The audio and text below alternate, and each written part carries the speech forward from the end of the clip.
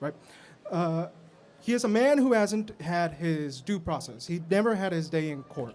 That's not true. You know that he spent 4 years in court from 2017 to 2021. In fact, No. so much so that the judge even ruled on his immigration status, saying that he could be deported at any time for any reason.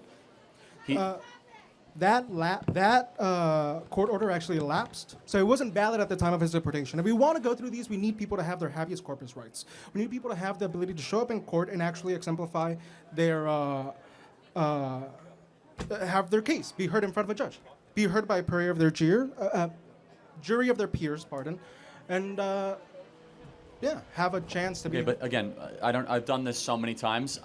Let me just pause, and I don't mean to pick on you.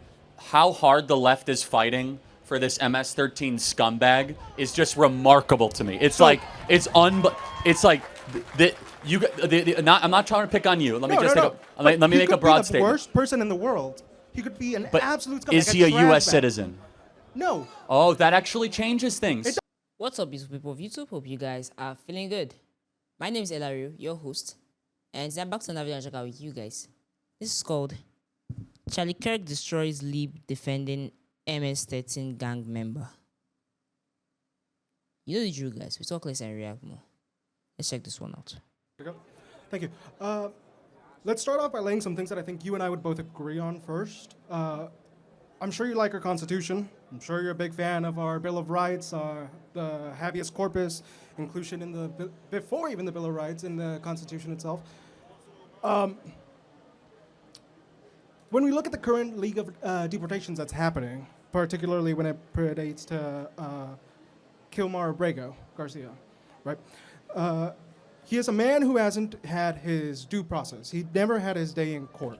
That's not true. You know that he spent 4 years in court from 2017 to 2021. In fact, so much so that the judge even ruled on his immigration status, saying that he could be deported at any time for any reason. That court order actually lapsed, so it wasn't valid at the time of his deportation. If we want to go through these, we need people to have their habeas corpus rights. We need people to have the ability to show up in court and actually exemplify their, have their case be heard in front of a judge, be heard by a jury of their peers, and have a chance to be. Okay, but again, I've done this so many times. Let me just pause, and I don't mean to pick on you. How hard the left is fighting for this MS-13 scumbag is just remarkable to me. It's like I'm not trying to pick on you. Let me make a broad statement. He could be the worst person in the world. He could be an absolute scumbag. Is he a U.S. citizen? No. Oh, that actually changes things. It does, absolutely. And so, but it does not change due process. Yes, it does. The Alien Enemies Act says you do. That's not correct. Okay. The Alien Enemies Act says you do not have to give due process to those that you are deporting. It is not correct. So they invoked the Alien Enemies Act. What does it take to invoke that act? And signature from the President of the United States to say that you are being invaded by a foreign power or assisted by a certain force on enemy ground. Correct. He was part of MS-13, which is a paramilitary arm of the Venezuelan government. So, but in order to enact that act, don't we need a war declaration? Oh, yeah. No, that's what he did on day one. He said that we're being invaded. Does he have that power? Yes. I thought that was a congressionally approved No, thing. that's not correct. The President of the United States has an ability within a 90-day emergency clause window to say that we are being invaded by a special power. It's called the War Powers Act of 1990-something. The War Powers Act gives the President the authority for 90 to 100 days to declare that we are being invaded. And we have been invaded, by the way, by MS-13 and Tren de Aragua. It's a material fact. Considering, one of the things that's super important when we consider law is the spirit of the law. And do we really believe that these laws were enacted with the spirit in mind of gangs being associated as arms of a state? Potentially. MS-13 and Tren de Aragua are not Venezuelan arms. They're not. No, MS-13 is. That's not correct. But let me throw it back at you. MS-13 is El Salvadorian and also Venezuela. Yeah, Tren de Aragua is Venezuela. MS-13 is El Salvadorian. He signed Declaration of Invasions against both. But let me challenge you on this, because you're coming after this in good faith. Was the First Amendment written in the spirit of Facebook posts? Can you clarify a little bit? The First Amendment, Yeah. part of the Bill of Rights, ratified in 1791, was it written in the spirit that it shall apply to tweets? Not to private corporations. Well, no, meaning like, do your free speech rights apply also to the internet? So it applies to public squares. The question that we're having now is Facebook a public square? Are Twitter public squares? It's a separate issue. The issue is that we would all agree that you have a First Amendment right to express yourself and the government can't throw you in prison regardless of where you have it. Whether you write a newspaper op-ed or whether you do a Facebook post, right?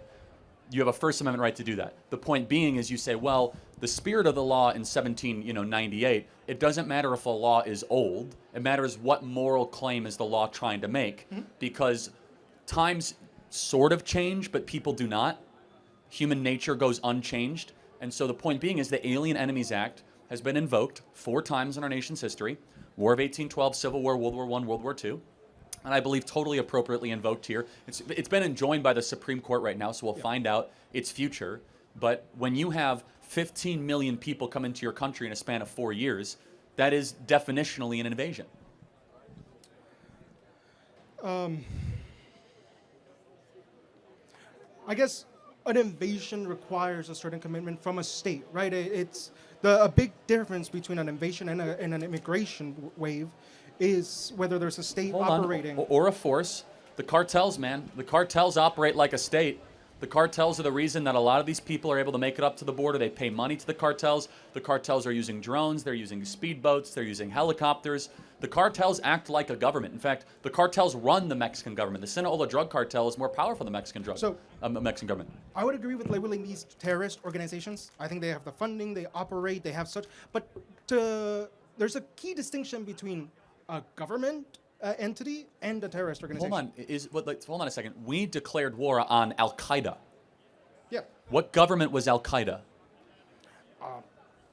We can declare war on terrorist organizations. No, I know. That's what I'm saying. So, if we signed the Alien Enemies Act against Al Qaeda, it would have been perfectly fair and appropriate, obviously. And Al Qaeda is not a government.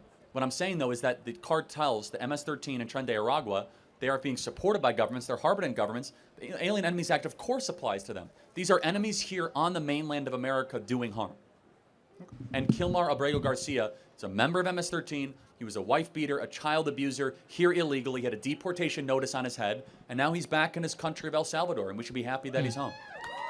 So, I can grant you that he might be all these things. It does not mean that he doesn't get a day in court. But as a non-U.S. citizen, though, the Alien Enemies Act allow us to expeditiously remove him. It's just the way it works. I mean, no, you're right. But now that's not the case. We can the Supreme argue Court's whether that was a correct invocation, right? But that's irrelevant. The Supreme Court has now said no more, so there will be no more. But in that specific case, nothing was done illegally. The only argument you might have is that the judge says you could deport him anywhere except El Salvador. So we probably should have just deported him to, I don't know, the Congo, and everyone would have been happier. Hilariously, they said, oh, he's in a foreign jail. No, he's not in a foreign jail. He's an El Salvadorian in his own country. He's not an American. If he would have went to Gitmo, that would have been a foreign jail. Yeah. Okay. And then, let's see. Thank I you. think that's it for me. Yeah. Thank you very much. Could I ask you for a red hat? Yes, absolutely. Thank you. Yeah. Thanks. Great question.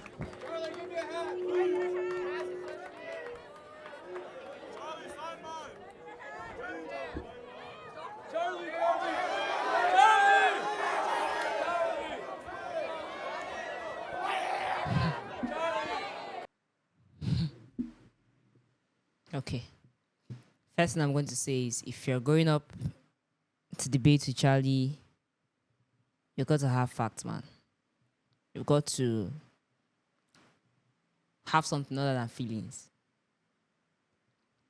The way he kept stuttering, he kept missing words, thinking about what he wanted to say.